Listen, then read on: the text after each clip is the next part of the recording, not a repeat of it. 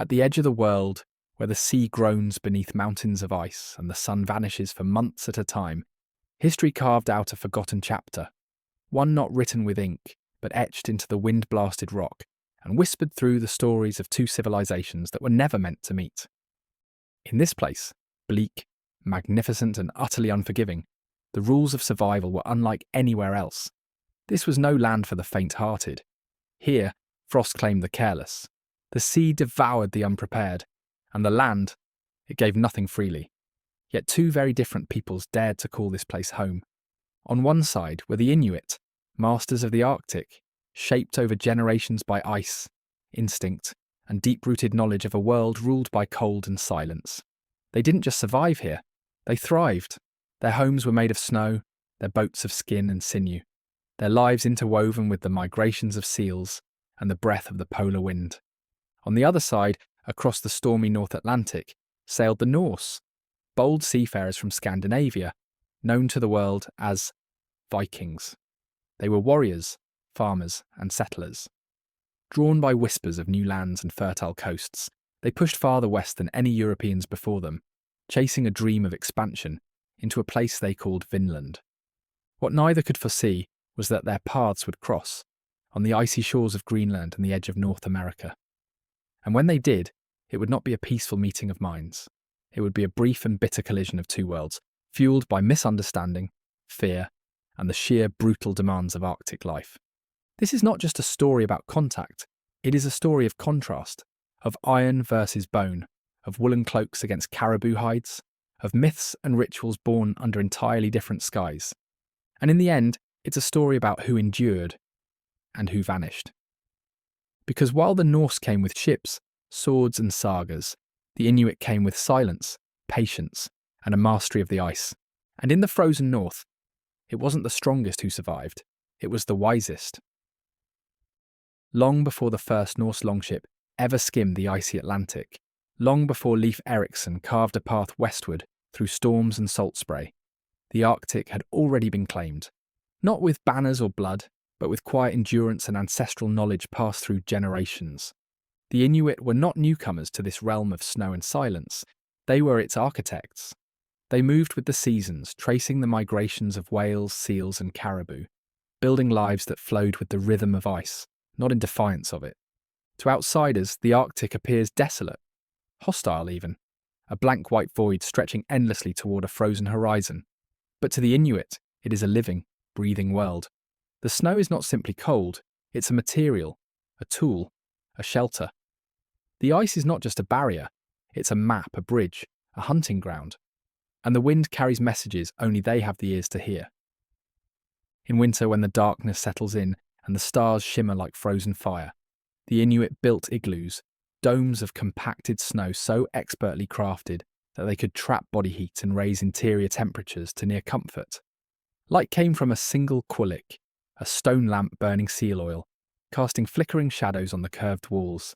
It was warmth, light, and spirit all in one. In summer, when the land thawed just enough to breathe, they returned to sod houses, half-buried homes made from earth and stone, insulated by turf and lined with furs, strong against the wind, cool in the heat, designed not for convenience but for survival. Clothing was more than protection, it was technology.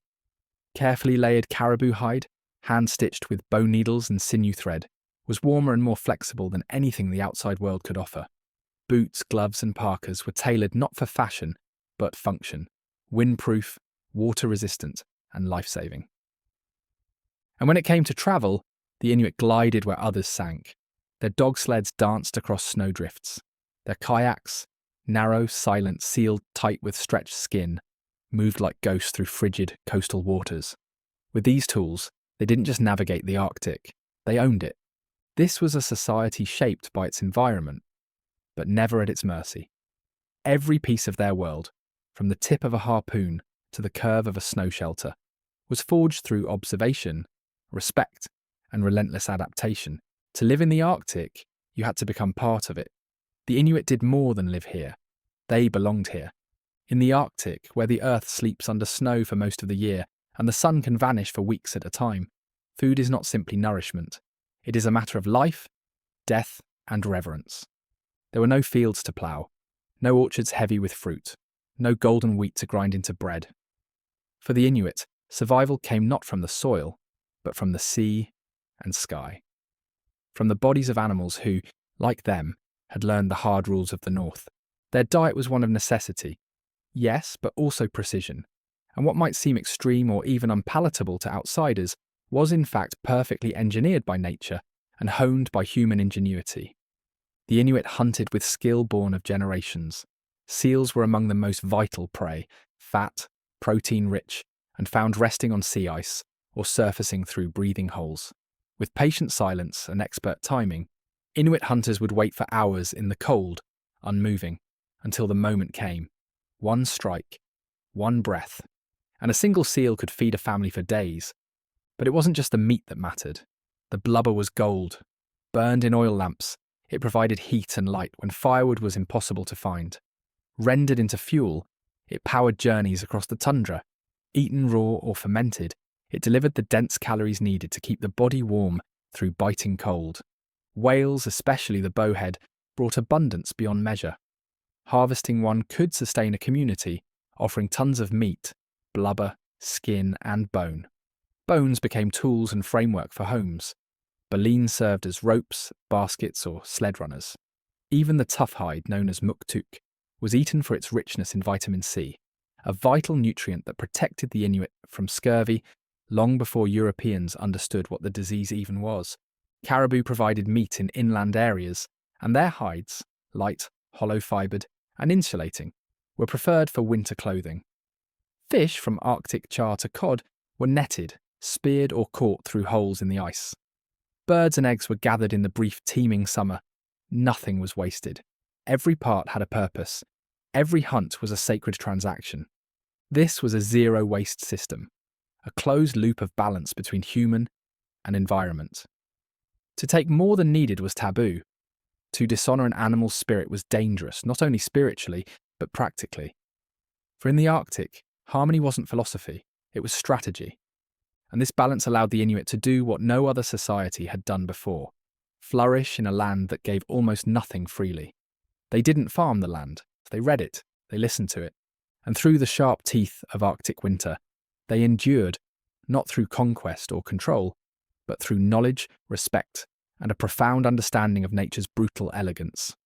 The Inuit worldview was not divided between the physical and the spiritual. The land, the sea, the wind, and the animals were all alive, vessels of spirit, power, and wisdom. Nothing was inert. Everything had meaning, and every act carried weight. They believed in a universe where humans were not rulers, but part of a greater whole. Every creature taken in a hunt had a spirit, and if not honoured properly, that spirit could withhold its kin, turning a season of plenty into one of hunger. To the Inuit, success was not measured in what you conquered, but in how well you listened. At the heart of this belief system stood the Angakuk, the shaman. Neither priest nor prophet in the way outsiders might imagine, but a guide, a healer, a negotiator between the human world and the spirit realm. When illness struck, when weather patterns turned strange, when game vanished from the landscape, it was the Angakuk who sought answers, not in scrolls or sermons, but through trance, vision, and dream. With rituals both silent and sung, the Angakuk entered altered states, travelling to realms unseen. They might speak with animal guardians, confront malevolent spirits, or seek forgiveness for broken taboos. These weren't performances. They were essential lifelines, spiritual maintenance in a world where any imbalance could become fatal. Yet it wasn't only the shamans who carried this knowledge. Ordinary Inuit people lived in daily communion with their environment.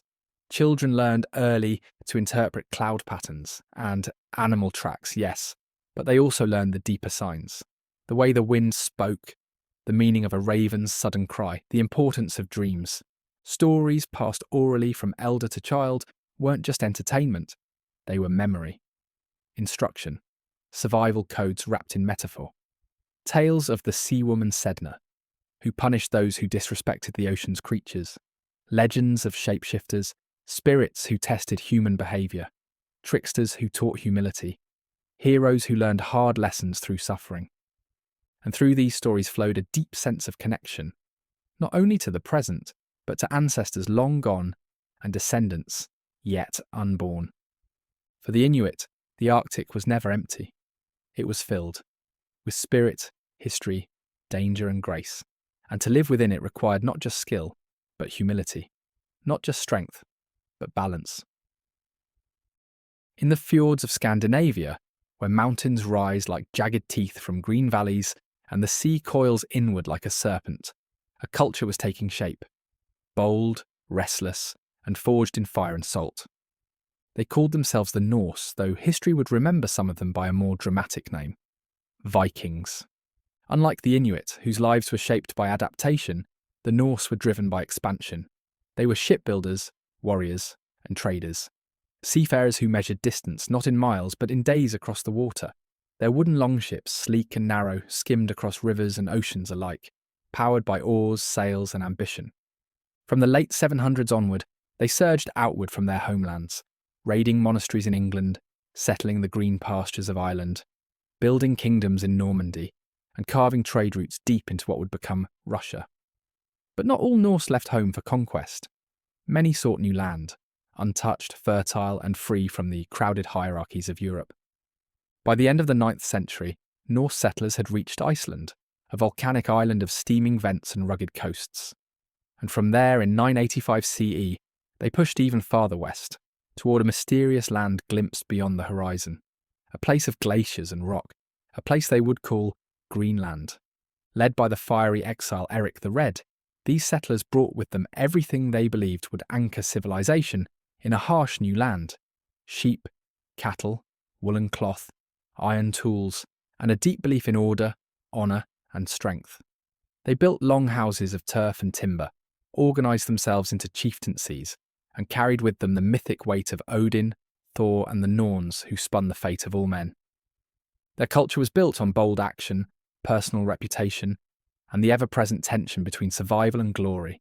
Where the Inuits saw the land as a partner, the Norse saw it as something to be tamed, to be claimed, cleared, and cultivated, even if the land refused to yield. At first, the settlements clung to the coastlines of southern Greenland, where the fjords offered shelter and the grasslands, though sparse, could support grazing livestock. But beneath the thin soil, and above the rough stone, there was something the Norse didn't fully understand, something no iron plough could conquer. They had stepped into an ecosystem that played by entirely different rules. And somewhere beyond the glaciers, they were not alone. The Norse believed they had reached the edge of the world. Greenland, ice-rimmed, rugged and cold, was unlike anything they had seen before. But it was land. And for a people accustomed to hardship, that was enough. At first it seemed promising. The fjords of southern Greenland, though narrow and steep, offered pockets of arable land where hardy grasses grew in the brief summer. Eric the Red, ever the promoter, named it Greenland to lure more settlers. It worked. Ships arrived, longhouses rose, and livestock, sheep, goats and cattle, grazed along the thin strips of pasture carved between mountain and sea. The settlers brought with them a familiar way of life, clearing land for hay, building turf dwellings, and relying on agriculture to anchor their community. But Greenland wasn't Iceland, and it certainly wasn't Norway. The soil was thinner, the growing season shorter, the winters longer and harsher. Storms came fast and the ice arrived early. Still they endured, at least for a time. They hunted seals along the ice edge, a practice borrowed out of necessity more than tradition. They fished when the sea allowed it. They traded walrus ivory, polar bear hides, and narwhal tusks with Europe, luxuries coveted by kings and bishops far to the south. But even in this far-flung colony, they remained tethered to the values of their homeland. They insisted on raising livestock, despite the difficulty. They built churches of imported timber. They held fast to their social hierarchies. And they continued to see the land as something to bend to their will, rather than adapt to its rhythms. As decades passed, Greenland's Norse colonies grew fragile. The climate cooled, a shift now known as the Little Ice Age. The sea ice crept farther south each year, cutting them off from Europe for longer stretches. Pasture land withered, trade dwindled, and yet the Norse clung to familiar customs, even as the land withdrew its favour. And then, unseen at first or perhaps dismissed as rumour, came signs that they were not alone in this vast frozen realm. Boats carved from driftwood, unlike their own, appeared along the northern shores. Footprints were found in the snow, broad, light, and heading inland. Hunters spotted figures on the ice, moving silently, dressed in furs the Norse had never seen. The Inuit, or more precisely their ancestors, the Thule people, were advancing into the same territories the Norse called home. But these were not settlers in the Norse sense. The Thule didn't build fences or seek to farm. They hunted bowhead whales with sophisticated harpoons. They travelled vast distances with dog sleds. They knew how to breathe with the land, not just survive on it, but with it. Two societies, two strategies. One trying to recreate a European life on the edge of ruin, the other born of the ice itself. And as the Norse struggled to endure with the tools of a fading past, the Inuit approached, quiet, watchful, and far better suited to the world both now inhabited. At first, it may have been nothing more than a glimpse. A distant figure on the ice, a boat unfamiliar in shape, a set of footprints that vanished into the white horizon. The Norse settlers in Greenland had lived for decades in near isolation. Their world was one of wind and stone, church bells and sagas, livestock and ritual. But now shadows moved in the periphery of their world, shadows that did not belong to them. These newcomers, the Thule people, ancestors of the modern Inuit, were entering Greenland from the north and west, bringing with them innovations the Norse had never seen. Dog sleds, toggle harpoons, snow goggles, and the ability to hunt bowhead whales in frigid waters where Norse ships dared not follow. For a brief moment, there may have been curiosity. Archaeological evidence suggests there was some exchange, items like wood and metal travelling from Norse settlements into Inuit hands. Perhaps they traded quietly at a distance. Perhaps gestures and signs bridged the language gap. Perhaps for a flicker of time, two peoples from opposite ends of the world simply regarded each other. Not as enemies, but as enigmas. But mutual respect requires mutual understanding, and that was in short supply. The Norse called them skraelings, a term used across their sagas to describe indigenous people from Greenland to Vinland. It loosely meant wretches, or weaklings, though the irony would soon prove bitter. To the Norse, the Inuit seemed alien, nomadic, silent, dressed in animal skins, living without churches, or iron or ploughed fields. To the Inuit, the Norse may have appeared arrogant, wasteful, and loud, bringing livestock to overgraze fragile land, building heavy homes where snow domes would do. The cultural divide was vast, and it widened quickly. In the Vinland sagas, there are tense, vivid accounts of violence. One tells of Norse settlers in North America, encountering a group of skraelings who at first trade, red cloth for pelts. But the peace doesn't last. When a bull charges out from the Norse camp, the skraelings flee in terror, only to return in force, arrows flying. In the chaos, a Norseman is killed. The settlers retreat, abandoning the land they hope to claim. In Greenland, signs of conflict are harder to find, but not absent.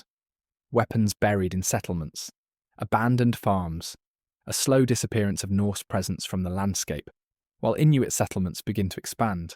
There are no detailed records of great battles, no final confrontation carved in stone. But perhaps that's the truest reflection of what happened. Not a war, but a withdrawal. The Norse held to their ways, the Inuit moved with the world, and when the ice grew harsher, it was the Norse who could not bend.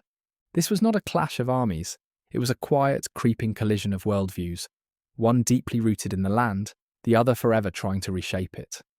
And as the winds howled across the ice, it would become clear that the land had chosen its heirs. There was no grand finale, no epic last stand beneath the northern lights. The end of the Norse in Greenland came not with the clash of swords, but with silence. For nearly 500 years, they had clung to the rocky fringes of Greenland's southern coast, building churches, raising cattle, baptizing children beneath cold stone arches. They had forged a foothold in one of the most unforgiving corners of the world, but by the mid-15th century, they were gone. The last written record comes from 1408, a simple church wedding held at Hvalsey, the best-preserved Norse ruin in Greenland today. After that, nothing. No ships, no letters, no more ivory trade, just ruin. Stone walls left to the moss, fields gone to scrub, skeletons buried beneath collapsed rooftops, some curled beside the hearths they once tended. So what happened? The answer lies not in one cause, but many, intertwining, compounding, and relentless. First came the climate. The Little Ice Age tightened its grip, and with it came longer winters, shorter summers, and failed hay harvests. Livestock starved. Crops withered. Trade routes froze over. Ships from Europe stopped coming, or couldn't find safe passage through worsening storms and creeping ice. Then came isolation. Cut off from Norway, markets, news of the world, the Norse Greenlanders became an island unto themselves. Their iron rusted, and the grain ran out. The priests buried their dead in frozen earth, and prayed for ships that never returned. But more than weather or distance, it was rigidity that undid them. The Norse had tried to recreate a European society in a land that did not want one. They built as they had in Iceland, farmed as they had in Norway. They held fast to sheep, to churches, to customs that required a softer, more forgiving climate. They did not adapt. The Inuit, meanwhile, spread across the north, flexible, mobile, deeply in tune with the landscape. Where the Norse saw barriers, the Inuit saw opportunity. They hunted across sea ice the Norse feared. They travelled by sled, not ship. They thrived in small, tightly knit groups, requiring little, wasting nothing. And so while the Norse vanished, the Inuit remained. Their footprints replaced the settlers. Their skin boats slipped through waters once watched by Norse fishermen. Their knowledge became the language of the Arctic itself. To the ice and stone and sky, there was no drama in this transition. No mourning. Just change. Slow. Inevitable. Quiet as snow falling on a longhouse roof now caved in by time. The Norse left behind sagas, ruins, ghosts. The Inuit left behind descendants. Centuries have passed since the last Norse footstep fell upon Greenland's frozen soil. The longhouses are empty. The churches lie in ruin. The sagas speak of distant glories. But the voices that told them have long since faded into wind. And yet the Arctic is not silent. Across the vast sweep of tundra and ice, in the very places the Norse once tried, and failed to endure, life continues. Inuit life, not as relics of the past, but as descendants of a culture that outlasted empire, weathered colonization, and still moves to the rhythm of the Arctic wind. Today, the Inuit live across Alaska, Canada, and Greenland.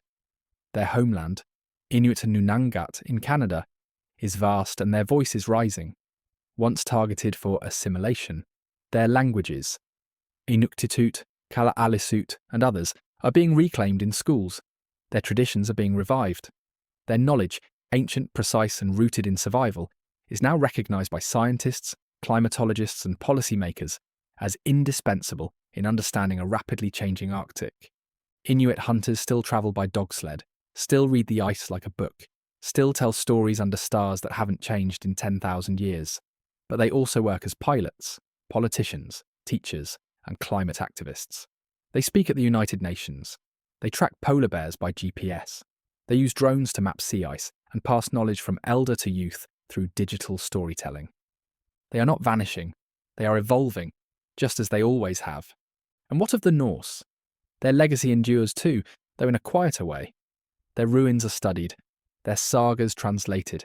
Their stone churches now serve as time capsules, holding the memory of a people who dared to push beyond the edge of the known world. They remind us that courage alone is not enough, that survival requires adaptation, humility, and an understanding of the land that cradles you. Because in the end, the Arctic did not reward steel over bone, or stone over snow. It rewarded those who listened, who respected, who changed with the wind. The Norse came with axes and sails, with iron and scripture. The Inuit came with silence, wisdom, and the deep, unspoken knowledge of generations. One vanished, the other remains. If you enjoyed this video and the frigid history it contains, please like, subscribe for more Norse history. And remember how the wisdom of the Inuit ancestors outlasted the brute strength of the Vikings.